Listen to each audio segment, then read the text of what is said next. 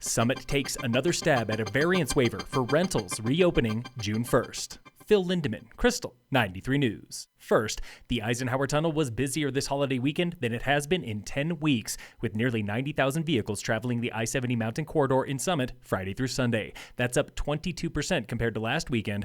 Add Memorial Day Monday, and the 4-day holiday total was 119,000 cars, just about equal to 3-day holiday totals last year, shy of the 4-day total by 39,000 vehicles.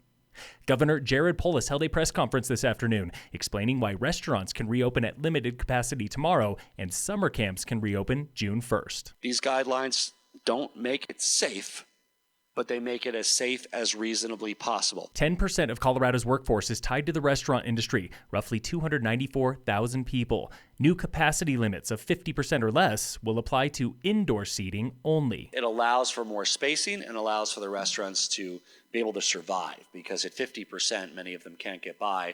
This is a way where they can be at 100% of the normal capacity or even more. Polis compared summer camps to childcare, with limits of 10 children per group, with one exception. We are allowing a bit more discretion outdoors, and many summer camps are traditionally outdoors, groups of 25 or less, without mixing cohorts, meaning it's a group of 25, they're with the counselor, they're spread out to the extent they can be outside. The governor did not address short-term rentals, promising another update next Monday, June 1st. Rentals remain closed by state health order.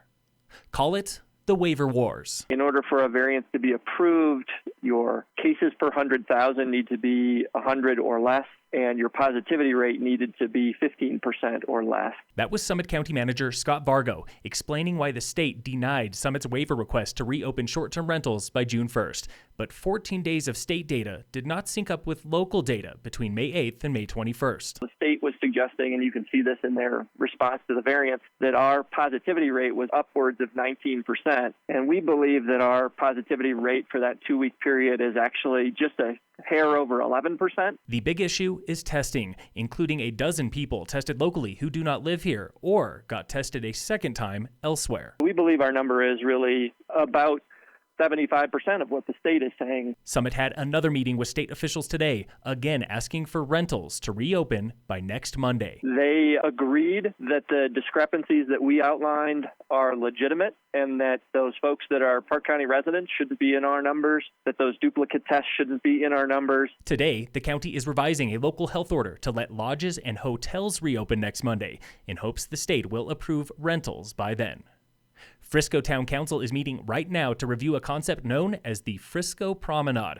Councilwoman Jessie Burley explains. By allowing the businesses to kind of turn inside out, is how I'm describing it, and bringing their services and their wares out into Main Street, it's going to create a little bit more of a kind of a market atmosphere. That means closing portions of Main Street to car traffic, giving pedestrians and businesses extra space to safely enjoy downtown.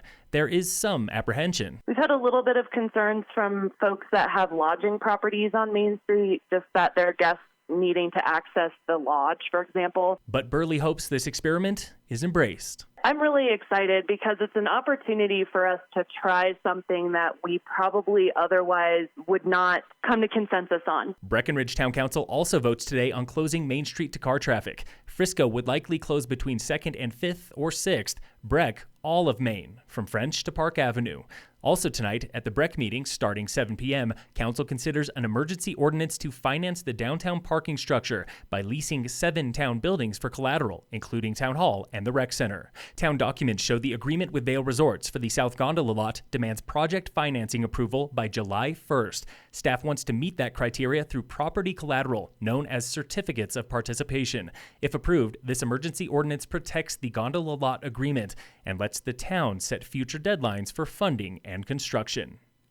In sports, the NHL today said the pro hockey season will likely continue this summer with a 24-team playoff. 9 News reports the top 4 teams in each conference play a mini-tournament for seeding, including the Avalanche. The remaining 16 play best-of-5 series to set the field. The Avs sit at 2nd in the Western Conference, 1 game back from St. Louis. No timeline yet for play or practice. And in local sports, brought to you by American Family Insurance, the Weiss Agency, this just in, the 2021 Burton US Open in Vail has been canceled. Burton officials say they cannot hold the March snowboard contest without unnecessary risk, becoming one of the first 2021 events to cancel 10 months early.